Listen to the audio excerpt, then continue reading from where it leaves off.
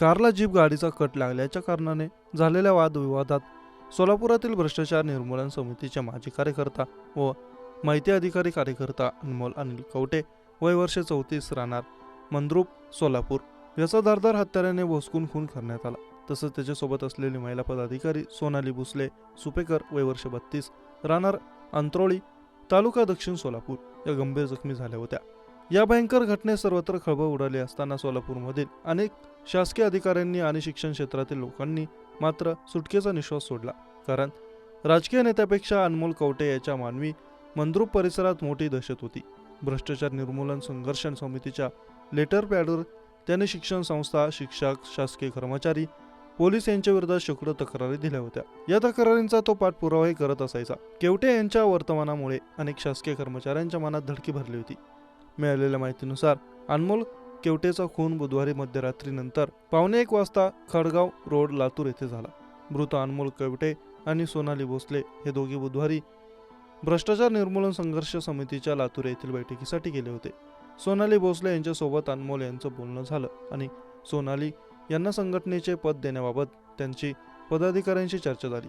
पद देण्यास त्यांनी नकार दिल्यानंतर जेवण करून ते रात्री सोलापूरच्या दिशेने निघाले होते।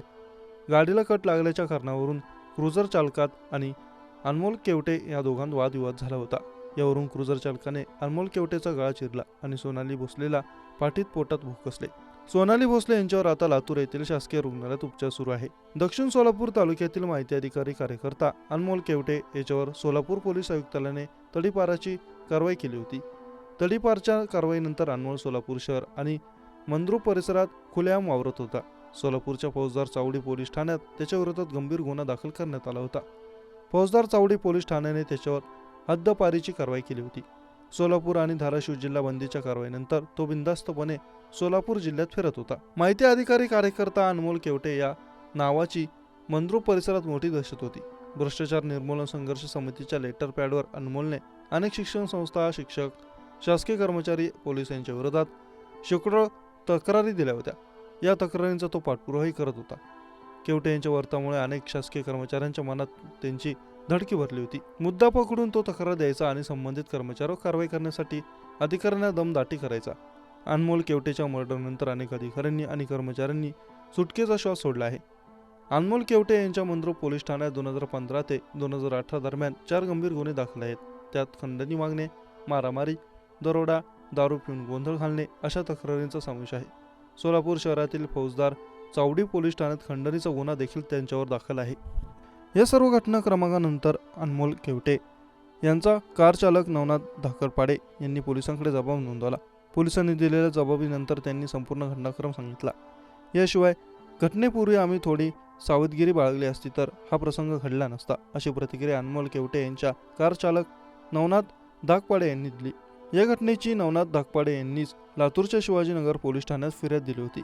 चालक नवनाथ धाकपाडे याने पोलिसांना दिलेल्या माहितीनुसार बुधवारी रात्री लातूरहून सोलापूरकडे जाताना खाडगाव स्मशानभूमीजवळ भरधाव जीप कट मारून पुढे गेली।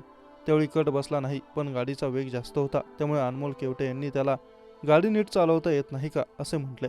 त्यानंतर तो पुढे गेला आणि जीप आमच्या कारच्या समोर आडवी लावली। त्यावेळी परिस्थितीचा अंदाज मला आला होता। आपण गाडी मागे घेऊन निघून जाऊ, कशाला उगीचच वाद घालायचा, असं मी कवटेंना सांगितलं, पण त्यांनी माझं ऐकलं नाही।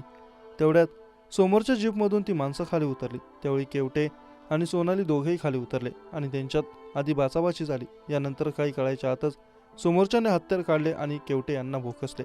त्याच व्यक्तीने महिलेवर वार केले। कार रिव्हर्स घेण्याची माझी इच्छा होती। केवटे यांनी ऐकले असते तर हा प्रकार टाळता आला असता, अशा शब्दांत कार चालकाने आपली प्रतिक्रिया दिल्याची माहिती पुढे आली आहे।